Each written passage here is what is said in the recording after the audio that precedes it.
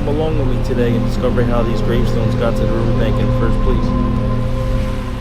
At the center of Monument Cemetery was a 67-foot-high obelisk dedicated to George Washington and Marcus de Lafayette. Nowadays at Lawnview Cemetery, you'll see remnants of it by the brass placards that once adorned the obelisk.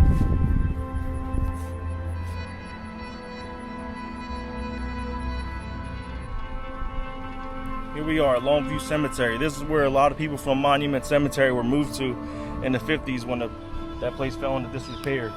Out of the 28,000 people that was buried at Monument Cemetery, only 300 of them actually ended up with their graves placed back down. The rest of them are in the mass grave within this field.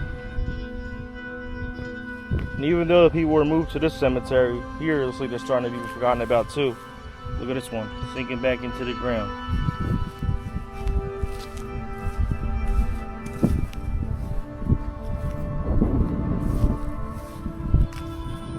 Here's an old map showing the original location of Monument Cemetery.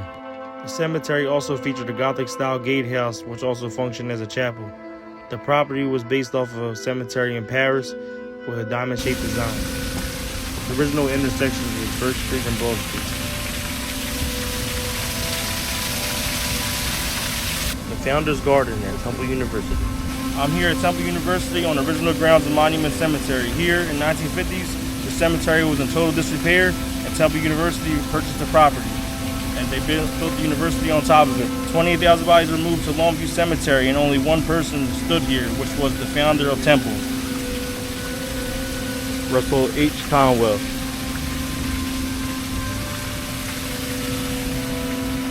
Just arrived at Betsy Ross Bridge. Let's go make our way down to the gravestones. Low tide is the best point of day to view these headstones because that's when they're easily accessible and more visible. At high tide, they'll still be around, but you won't be able to access them. Let's head down to the riverbank.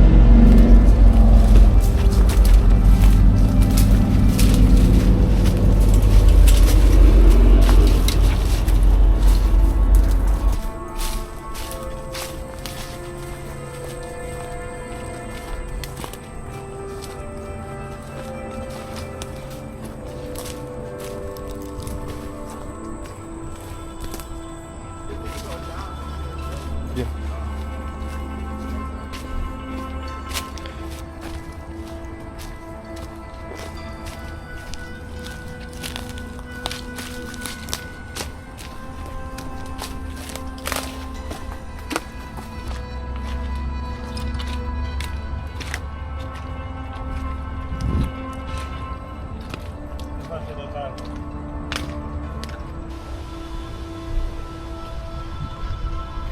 Let's walk around the banks of the river and discover some of the watery graves that dot the landscape underneath the Betsy Ross Bridge.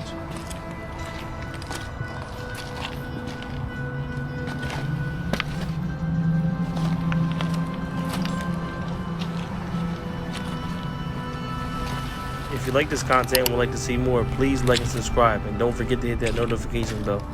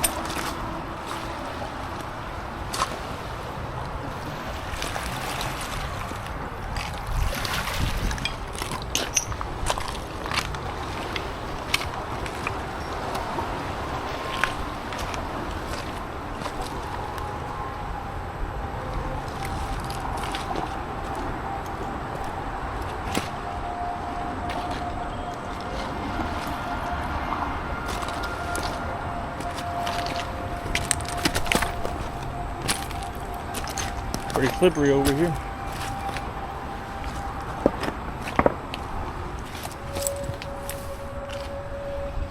This is a military person's grave.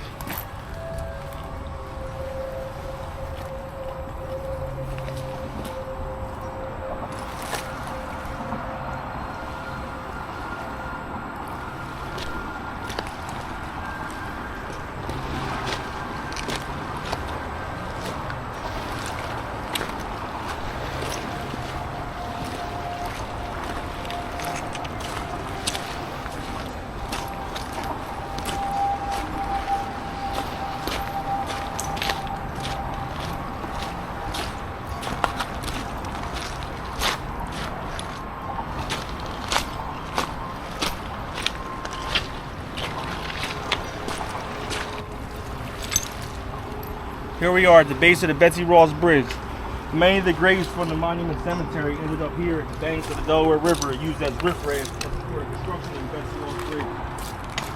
When Temple acquired the land in the 50s, they didn't know what to do with all the gravestones from the land once they cleared it. So they decided to dump them all along the river. You'll see many of them today. 28,000 square Monument Cemetery. They were all moved to a mass grave, and only 300 of the 28,000 actually got their tombstone back.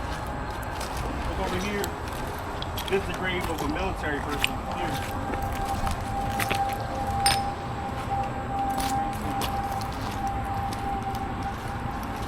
Born 1843, died 1909.